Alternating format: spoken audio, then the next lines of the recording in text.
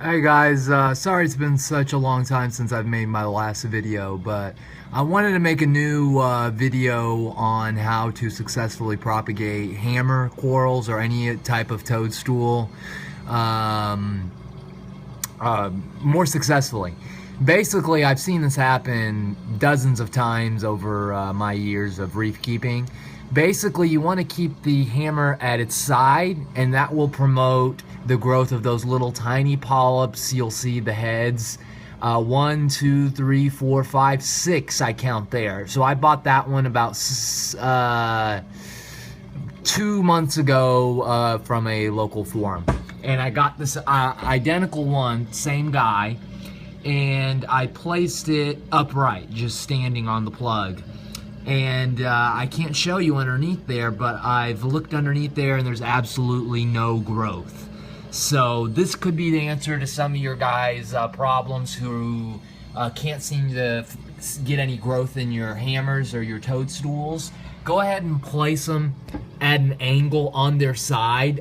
They get plenty of lights, even the polyps at the bottom, they'll fully extend, they'll enjoy the position just fine.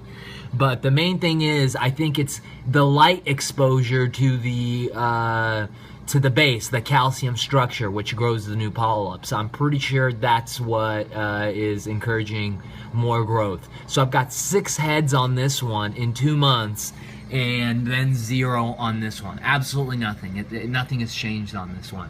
I'm trying the same thing on the Duncan. I got this one with 2 heads about 4 months ago, or 4 months ago. I don't think quite 4 months ago, but it's grown quite rapidly. I've never had Duncans before upright, so I wouldn't know the difference, but having it there at that angle, I'm sure is similar to keeping Duncan corals.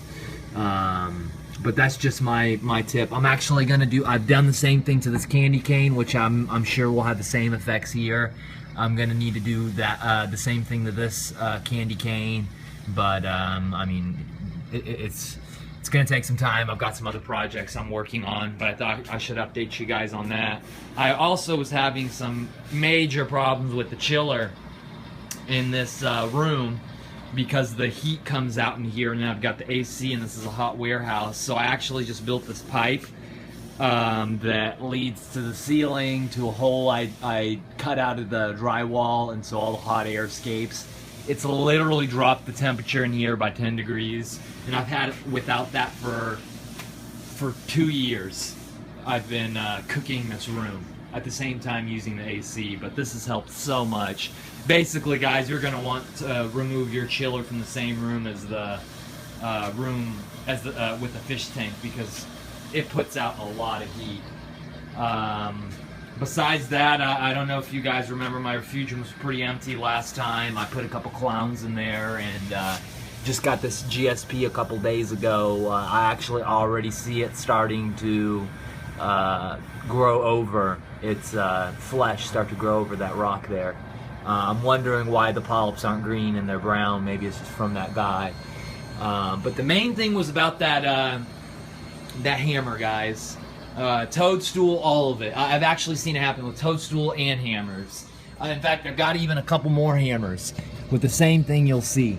Absolutely no heads. I've had this guy in here for like 2-3 months. I've just been so lazy. I have no time to manage the inside of my tank, other than water changes and dosing and whatnot. But this guy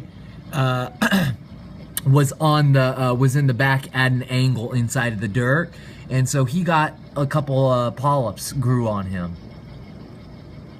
This is my magnificent Aussie Gold wall hammer.